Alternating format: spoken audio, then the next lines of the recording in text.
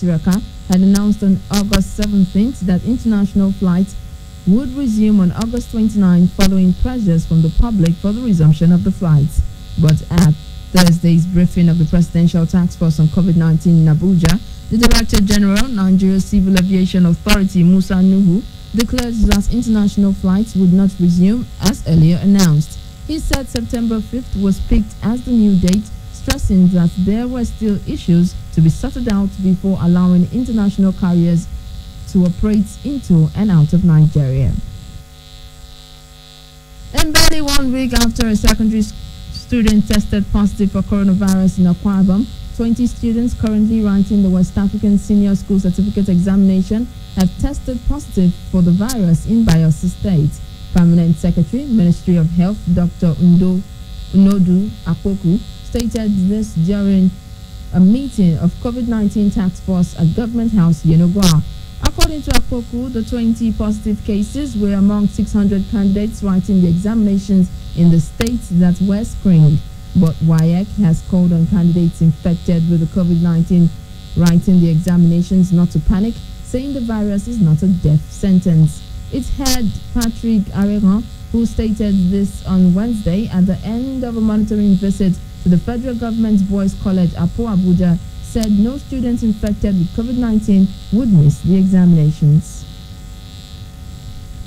And the Joint Admissions and Matriculation Board has delisted 22 computer-based test centers for allegedly defrauding 11,823 candidates to the tune of 59 million naira.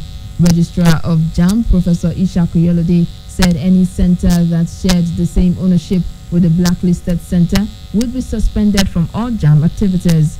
Oyolode, during a meeting with representatives of the affected centers on Thursday, said they carried out the fraud by charging more than 200 naira as service charge for the centers to effect correction on profile, as well as bypassing one-time password OTP required for candidates to initiate such changes.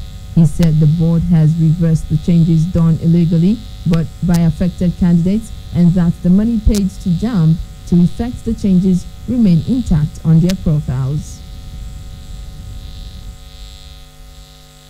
Osun State Governor Adegboyega Oyetola on Thursday inaugurated the boards of Osun Security Network Agency and the Amotekun Corps, as well as the Amotekun Independent Complaints Board.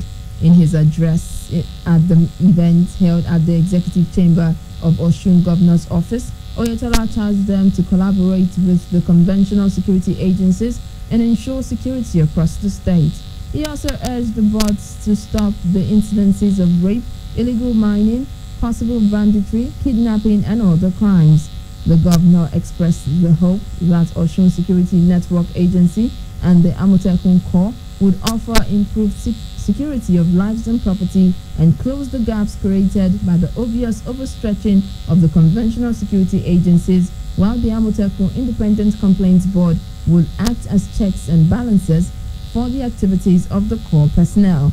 The 15-member Osun Security Network and Amotekun Corps Board is chaired by retired General Ademola Aderigide, while the 3-man Independent Complaints Board is headed by retired Justice Moshood Aide. And coming up in a moment in entertainment, the band gets NSCDC ambassadorial role. Listen more on Entertainment News.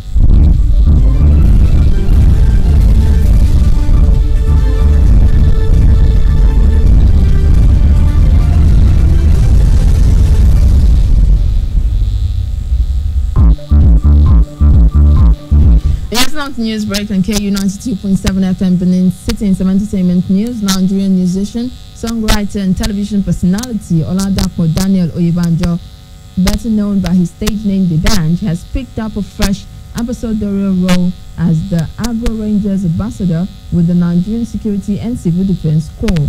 The 40-year-old singer announced his new role on his Instagram page. Speaking on the new role, D'banj said he finds the initiative undertaken by the Nigerian Civil Defense as another wonderful opportunity to dedicate his life and personal efforts in putting Nigeria and the collective efforts of Nigerians on the global map. He said the initiative is not only a resolution that will tackle head-on the insecurity crisis suffered by farmers countrywide, but will also create jobs, and further empower the youths to actively participate in playing a role in the system. An American singer, songwriter, and record producer, Robert Sylvester Kelly, simply known as R. Kelly, has allegedly been attacked by another inmate inside the Chicago prison. The incident recently went down inside the Metropolitan Correctional Center in Chicago, where he is being held after pleading not guilty to dozens of state and federal sex crime charges in Illinois, Minnesota, and New York. Report states that the 53-year-old was sitting on his bed when another inmate walked in his cell and started punching him. Federal law enforcement sources said the inmate attacked R. Kelly because he was angry about the detention facility being placed on lockdown on different occasions due to the singer's protesters outside the jail. After the alleged attack, R. Kelly was examined by a doctor who determined the singer was okay as he did not suffer any broken bones or serious injuries. And that's it from entertainment. In some sports, a host of U.S. sports games have been postponed for a second straight day in protest of the shooting of Jacob Blake. Sanofe Francis has more on our sports bulletin.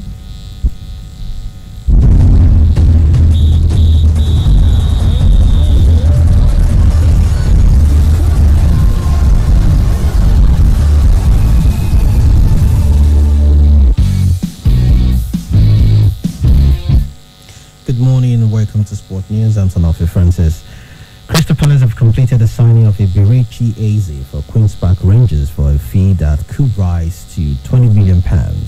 Eze, who scored 14 goals in 46 appearances in the Championship for QPR last season, had also attracted interest from Fulham, Western United and Newcastle United, but has signed a 5-year deal at the Sheffield Park. Palace previously had bids of £8 million and £12 million respectively rejected, with Queen's Park Rangers manager Mark Warburth making clear Eze would only leave if the club's £20 million valuation was met. The deal to secure his services is for £16 million up front with £4 million in potential add-ons, with Queen's Park Rangers inciting a 20% sell-on clause built into the agreement. The Crystal Palace chairman Steve Paris feels the deal underlines the club's commitment to buying younger players and said Eberechi is a player whose development they have followed closely. And to some breaking news now, Thiago Silva has completed the move to Chelsea on a 1-year deal after passing the medical on Thursday. The Brazilian centre-back 35 became a free agent following Paris Saint-Germain's Champions League final defeat to Bayern Munich. The League One club confirmed the 35-year-old exit on Thursday despite last hope effort to buy the Champions League runners-up to offer him a new deal. Silva, who spent 8 years with Paris Saint-Germain after joining from AC Milan in 2012, is Frank Lambert's 6th signing of the summer following the arrivals of Hakim Ziyech, Timo Werner, Ben Chilwell, Malang Sarr. That's where a host of U.S. sports games were postponed for a second straight day in protest at the shooting of Jacob Blake. Blake, a black man, was shot 7 times in the back by police on Sunday in Kenosha. The NBA has postponed Thursday playoff games after Wednesday fixtures were called off following a player walkout. NBA Executive Vice President Michael Bass said the league was hopeful to resume games either Friday or Saturday. For the second straight night, the 3 MLB games were also postponed. The NHL announced that 4 games scheduled for Thursday and Friday had been called off as well. The WBA postponed Thursday games, having done the same a day earlier. The NBA had meetings on Wednesday and Thursday in their bubble in Florida. Meanwhile, the U.S. President Donald Trump said on Thursday that the NBA has become like a political organization, while senior advisor Jared Kushner, Trump's son-in-law, added that he intends to invite Los Angeles Lakers star LeBron James to the White House to discuss solution to racial injustice. And WNBA team wore a t-shirt with bullet holes to protest over Blake shooting.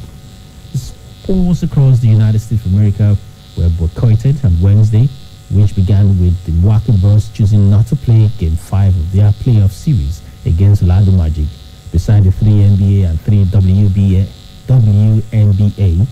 games being called off, 3 MLB and 5 MLS fixtures matches were postponed on Wednesday. Also, 7 NFL teams cancelled practice on Thursday, while Japanese tennis player Naomi Osaka pulled out of a WTA match in New York. And that's it from sports. I'm Sanofi Francis. Back to you, Omoye. And that's the news, but before we go, a quick recap of the headlines.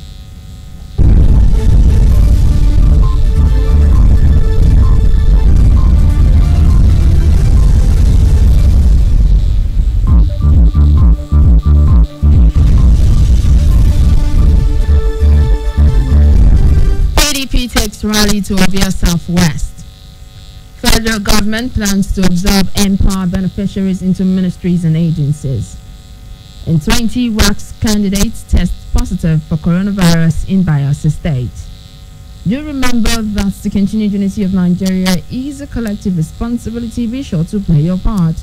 Coronavirus is real. Wash your hands regularly with soap on the running water. Use your face masks while in public to stay safe. KFM's news break was produced by Blessing Asekome. I am Omoye Ogbaide saying thanks for listening. Good morning.